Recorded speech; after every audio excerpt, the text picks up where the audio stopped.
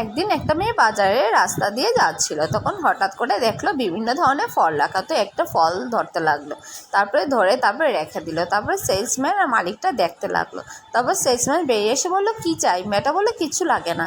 বললো, না চাই তো তোমার কিছু একটা, দাঁড়াও আমি একটা ফল তোমাকে দিচ্ছি। তারপরে বলছে মেয়েটা, না না লাগবে না আঙ্কেল, না না লাগবে না। ফলটা ফাটিয়ে বলে, এটা খেয়ে দেখো তো। তারপরে মেয়েটা বললো, দেখি তো খেয়ে। এত যখন আঙ্কেলটা বলছে, তারপরে বলে, কেমন হয়েছে? মেয়েটা বললো, খুব টেস্টি কিন্তু।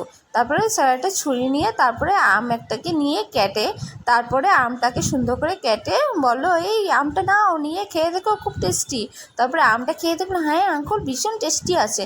তারপরে ছেলেটা ঝুড়ি নিয়ে আম কতটা উঠাতে লাগলো, তারপর ওই ফলটা কতটা উঠাতে লাগলো, উঠিয়ে বললো, তোমাকে আমি দিয়ে দিচ্ছি, কত টাকা চাই?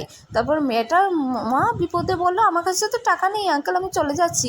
ছেলেটার তো মন খারাপ হয়ে গেলো, কি বলে এটা টাকা নেই? বললো, টাকা নেই আমার কাছে। তারপরে বললো,